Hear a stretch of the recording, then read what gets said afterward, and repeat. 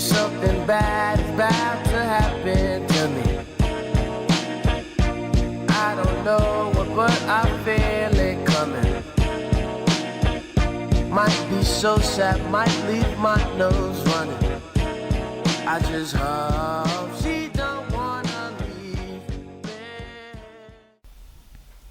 Shovelware. Shovelware is a term used in trophy hunting to describe easy and cheap platinum trophies. But shovelware wasn't always like this, it used to be very different, and to see that difference we have to go back, really far back. It all started in the 90s when the CD-ROM software blew up. People started shoving a bunch of poor quality games on these poor discs, and they were quote unquote mediocre at best. But what is a CD-ROM? A CD-ROM was basically your modern CD, so nothing special, right? Well, in that time it was really useful, because it could hold up to 450 to 700 times more data than a floppy disk, and it was 6 to 16 times larger than the hard drive used in personal computers in the 90s. This large storage capacity meant that most users wouldn't use all of the data on these disks, leading producers to fill them with as much content as possible, and they would often ignore the quality. The focus was more on the number of titles available rather than the quality of the material. In the early 1990s, software reviews criticized this approach, calling it shovelware, due to the mix of low quality content. However, some CD-ROM games did not use all the space available, allowing companies to include demo versions of other games on the same disk. Some developers and publishers have known for creating shovelware. Blast Entertainment, for example. This was a video game developer and publisher that is no longer in operation. They were infamous for releasing licensed shovelware games based on movies, TV shows and literature, such as An American Tail, Beverly Hills Cop, Jumanji and Lassie. The majority of these games received a negative review. But why? Well, because they just sucked ass. Another game developer is Phoenix Games. They were recognized for the affordable game titles for the PlayStation 2, the Wii, the DS and for your PC. Many of their in-house games are based on low-cost animated mockbusters and mainly serve as interactive activity center games, with little real gameplay. A lot of shovelware games were on the Wii, and some of them were imported from the PlayStation 2. They had previously only been released in Europe. Data Design Interactive became known for making shovelware games.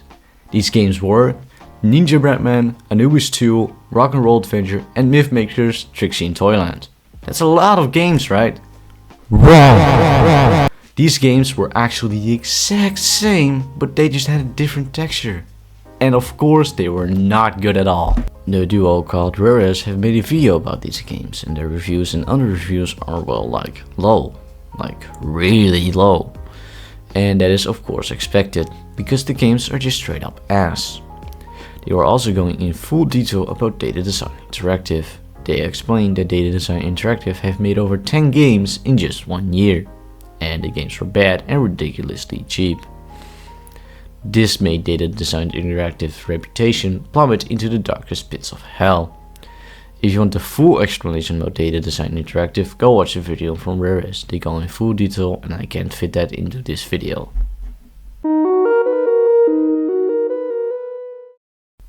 Now, we know there are already a lot of shovelware games on the PlayStation 2, but what I want to know if there are any shovelware games on the PlayStation 3. Since that was the console that I got access to the PlayStation Store. And releasing games digitally is much easier than physically. I did some digging and the closest I could come across was the game G.I. Joe The Rise of Cobra, which is a video game adaptation of G.I. Joe The Rise of Cobra. This game was poorly received. Metacritic gave it a score of 42%. IGN gave it a 5.8 out of 10 on the console version and a 7.1 for the DS version, which I find weird, but hey, it's IGN, so what do you expect? The UK Game Master had a positive view of the Xbox 360 version, describing it as a fun but forgettable action game that comes at a price of not exactly cheap. IT reviews criticized the game for having repetitive fights against the same enemies in the same areas. And it also mentioned that it often feels like you're only partially engaged in the game. G4 TV's X-Play rated the game a 1 out of 5, stating, G.I. Joe The Rise of Cobra sets a new low for unoriginal and lazy licensed games. While one might say the developers had a limited source material, that doesn't excuse the poor experience for players who end up with this terrible game in their collection. Gaming Nexus stated that buying G.I. Joe isn't necessary if there is at least one other game available on the store shelf. So, this is a shovelware game because of its poor gameplay. I decided to do a bit more digging and found that most video game adaptations from movies are shovelware. And I think I know why. Listen up. Let's say you just watched Iron Man 2 and you think to yourself, it would be cool to be Iron Man. So you buy Iron Man 2 the video game only to be greeted with 5 hours of playtime, repetitive gameplay and poor graphics. But why? Well, because the game developers just can't repeat that magical feeling of an astonishing movie. On top of that, it's the fact that it would not be interesting in the slightest due to the fact you already know the story. That's why video game adaptations of movies just don't work quite as often. And that is it for PlayStation 3 shovelware really. It's not a lot of it, and if it is shovelware, then it's probably a video game adaptation of a movie. But that all changed when the PlayStation 4 came to be. Modern shovelware games are just boring. It's mostly just the same gameplay over and over again. For example, My Name is Mayo, Stroke the Chicken, Froggo, The Jumping Hot Dog, and so many more. These games are just press X 1000 times and just beat the game. Wow, woohoo. These games are always $2 to $3 and are just bad. Now there are games that are cheap but not like the games I just listed. These games are just short small indie games that you can beat in 20 minutes. They sometimes tell a story to teach you a tiny lesson about life. But how do bad shovelware games even make it to the PlayStation Store? Well, I did some digging and I found the following. Getting your game on the PlayStation Store isn't all that difficult. You just have to register for PlayStation partners and make a pitch for your game. And if PlayStation agrees with you, they will release the game. So that's what the popular shovelware game developers did. I found an article about the developer of the Stroke the Animal games. In this article they talked about how he made this specifically for consoles because of the rewards you get from getting trophies and achievements. At some point he went so far that it even became a joke for him. After some thinking, I realized that these shovelware games weren't made for a quick buck, but rather for us trophy hunters. These games were made to get rewards, earn points and trophies. Yet most of us don't platinum them, because they look bad on your profile.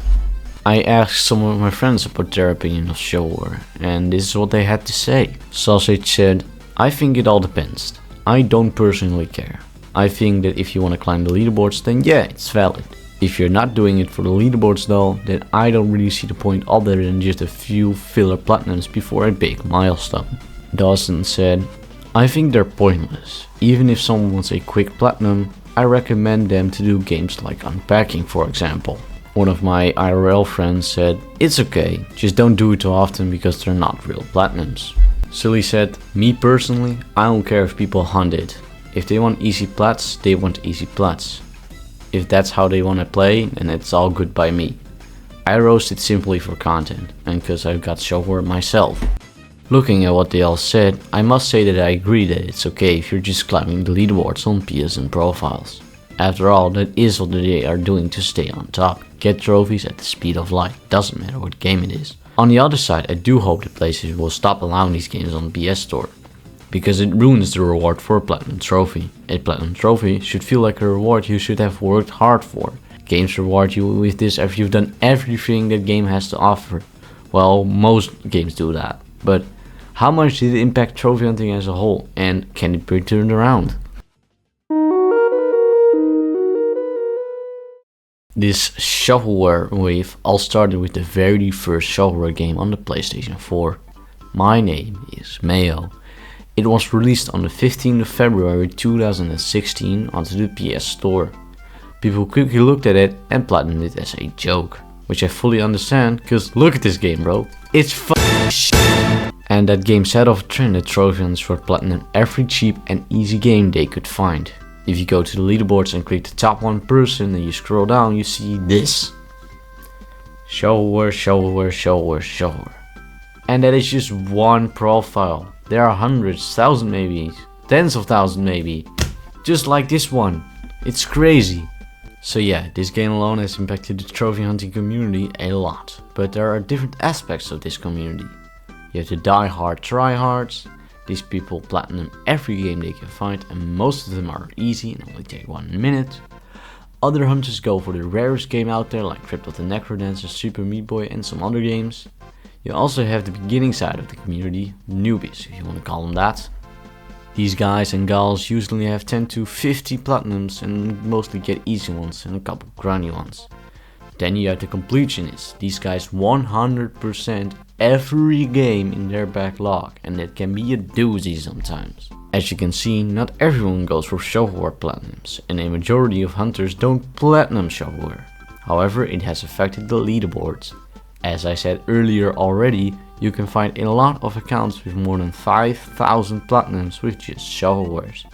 So climbing the leaderboard without loading your account full of shovelwares is just impossible. You can look at this with different opinions. You could think it's not because you think it's good fun to get easy and cheap platinum trophies to climb the leaderboard. Others might find that it takes away the feeling of earning a platinum trophy, which I understand. You earn a platinum trophy once you have completed everything a game has to offer, and that can feel rewarding. And shovelwares just don't have that feeling and take it away. So, does it ruin trophy hunting? Yes, but only for the people who are in the casual side of earning platinum trophies. But for the leaderboard climbers, no, yeah, they don't fucking care. If you platinum shovelwares, then it's your choice. And at the end of the day, it's all about having fun and enjoying your free time like you want. Thanks for watching. So, you made it to the end. Crazy in this year and age, since we all have low attention spans at all. I want to thank my friends for their opinion about shovelware, and also a special shout out to Sausage for making this video even better. If you, the watcher, have any recommendations on what I should do, then drop a comment. If you have further enjoyed this video, make sure to drop a like and subscribe, and I will try to upload more or something. Alright, peace out.